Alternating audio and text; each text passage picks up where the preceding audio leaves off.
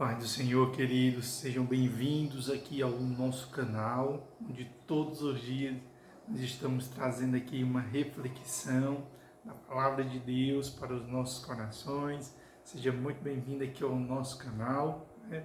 Meu nome é Rodolfo de Melo Nunes e é uma alegria estar todos os dias aqui compartilhando o Evangelho com vocês, certo?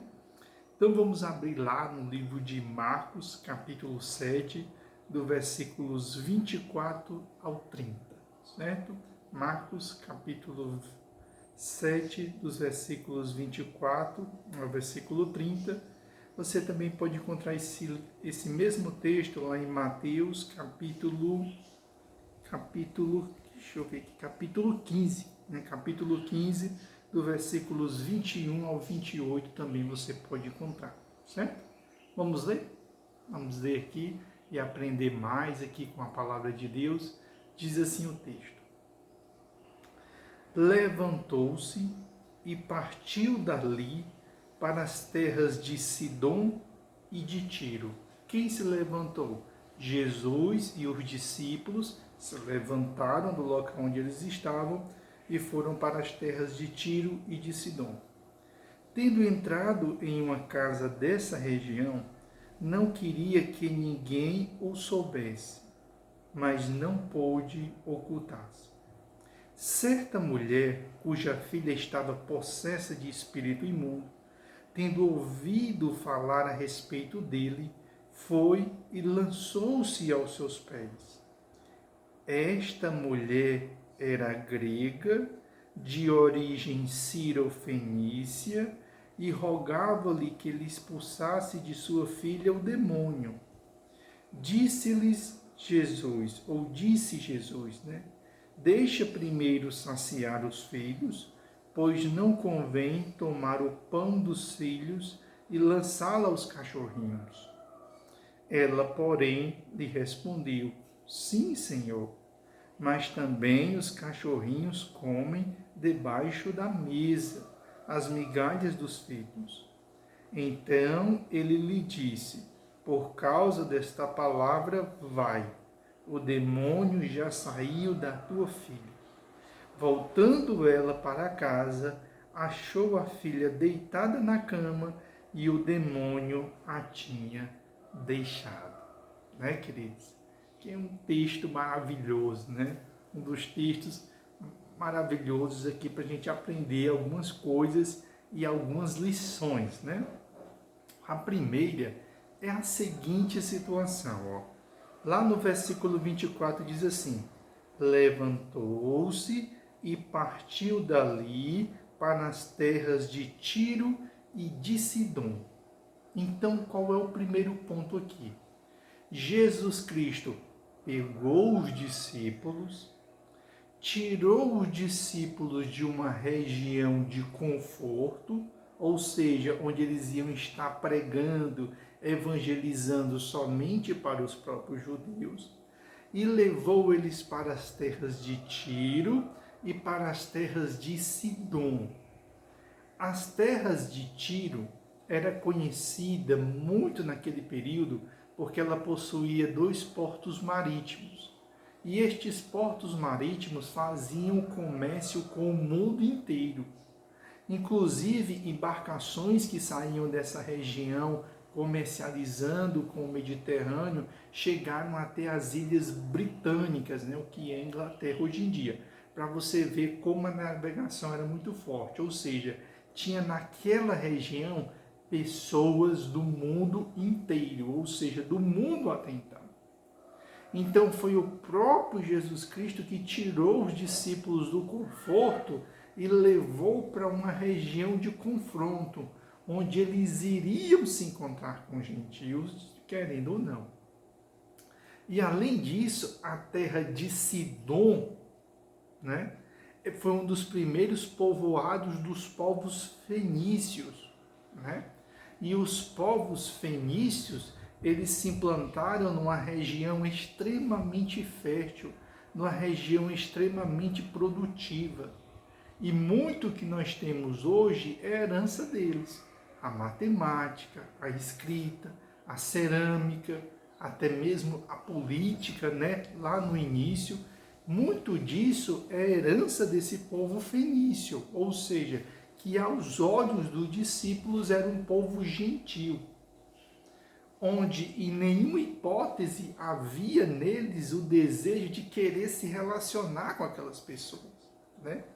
E diz assim: tendo entrado numa casa, não queria que ninguém o soubesse, mas não pôde se ocultar. Então Jesus entrou dentro de uma casa com os seus discípulos e não divulgou que ele estava ali naquela região, né? Que era justamente o que os discípulos esperavam que acontecesse, porque eles não queriam nenhum tipo de relação com aquele povo gentil, né? Até porque para eles era imundo comer, se relacionar com pessoas que não fossem gentias, a não ser relações comerciais. Mas qualquer outro tipo de relação não poderia haver, né? Mas a palavra diz que Jesus não pôde se ocultar, ou seja, começou a correr naquela região de Tiro e Sidom, que Jesus Cristo estava ali, ou seja, a fama de Jesus já tinha se espalhado, de alguém que cura, que liberta, que restaura, que multiplica, né, que ressuscita, ou seja, a fama de Jesus já havia se disseminado. Aí vai dizer assim no 25, uma certa mulher, onde não é especificado o nome dessa mulher, cuja filha estava possessa de espírito imundo, tendo ouvido falar a respeito dele, foi-se e lançou-se aos seus pés. Né? Imaginem a dificuldade que aquela mulher tinha de conversar com o Senhor. Por quê? Se hoje em dia uma mulher tem dificuldade para conversar com um homem, imagina 2000 anos atrás. Esse relacionamento, essa conversa era feita principalmente entre homens, né? Ou seja, o homem da casa, né? O homem da casa, o homem, ele que era responsável por conversar com outro homem. Você não vai encontrar tanto diálogo homem e mulher. E aqui não. Aqui ela vai de encontro a Cristo e lança-se aos seus pés. Neste momento, Lucas vai nos dizer algumas informações. Vai dizer que esta mulher era grega, né? Ou seja, ela era gentia, e a sua origem era cirofenícia, né? Ou seja, ela era de origem lá dos povos fenícios, que eram bem caracterizados por adorar outros deuses, né? Adorar Dagon, adorar Baal, ou seja, era um povo bem politeísta, né? Bem politeísta mesmo, ou seja, que lidava com muitos deuses. Só que essa mulher começou a rogar-lhe que expulsasse de sua filha o demônio. E disse-lhe Jesus: deixa primeiro saciar os filhos, pois não convém tomar o pão dos filhos e lançá-lo aos cachorrinhos. Né? Ou seja, Jesus diz ali para ela: olha, estou com a missão aqui, né, de buscar os filhos, ou seja, de buscar aqueles que são descendentes de Abraão segundo a aliança. Né? Não é lícito, não couberia para mim abençoar-te, intervir, né, na sua causa, né? Porque você pertence a uma outra religião, a um outro povo, segundo a outros princípios. Né? Ou seja, não é lícito tirar dos filhos para dar aos cachorrinhos. E esta visão de que aquela mulher, junto com todo o povo grego, com todo o povo romano, com todos os fenícios, todos os outros eram cachorro, era uma visão muito comum, muito imbricada no coração daquele povo. Né? E Jesus estava trazendo justamente para ela aquela situação de confronto. Né? Que ela se deparava, evidentemente, todos os dias ela se deparava com aquela situação. Né? Ela, porém, lhe respondeu: sim, Senhor. Mas também os cachorrinhos comem debaixo da mesa as migalhas dos filhos. Né? Então, diante daquela situação, né, onde ela se encontrava ali humilhada, né, onde ela se encontrava ali totalmente ajoelhada aos pés do Senhor ali, intercedendo pela sua filha, e ao receber esta palavra, ela poderia muito bem ter endurecido seu coração e ter dito: olha, eu vim aqui pedir que o Senhor curasse a minha filha, e o Senhor reproduz o mesmo comportamento que os judeus têm para comigo. Porque eles têm a visão que nós não somos judeus, né, que nós somos como cães, nós somos como bárbaros, nós somos como povo sem salvação. Né? Então ela poderia ter nesse momento fechado o seu coração e ter ido embora sem a bênção. Mas ela não. Ela se humilhou diante de Deus ao dizer: não, Senhor. Mas também os cachorrinhos comem debaixo da mesa as migalhas dos filhos. Ou seja, Senhor, Tu tens suficiente para todos. Tu tens suficiente para os Teus filhos e tens suficientes até para os cachorrinhos. Ou seja, tens suficiente para todos. Né? Ou seja, o que sobra dos teus filhos, ou seja, o que sobra daqueles que o Senhor veio alimentar, até o que se sobra não se perde, porque os cachorrinhos, eles se alimentam justamente destes restos, destas migalhas que caem. Né? Aí, o que vai dizer? Então, ele lhe disse: por causa dessa palavra, né? Por causa desse sentimento, dessa compreensão que você teve, o demônio já saiu da tua filha. Né? Porque nem mesmo os discípulos tinham essa compreensão de que Cristo estava ali para alimentá-los. Né? Mas aquilo que Cristo fazia por eles, né, era tão farto, tão maravilhoso, que poderia muito bem sobrar para os outros. Né? E a palavra de Deus vai dizer que por elas ter se humilhado, não tem endurecido o seu coração, não. Pelo contrário, ela se humilhou ainda mais. Aí o Senhor diz: por essa tua palavra, né, por esse teu pensamento, vai que o demônio saiu da tua filha. E a palavra de Deus vai dizer assim: voltando ela para casa, achou a filha deitada na cama, porque quando ela saiu, a filha estava possessa. Agora a filha estava na cama e o demônio tinha deixado ela. Queridos, nós aprendemos uma importante lição nesta tarde, né?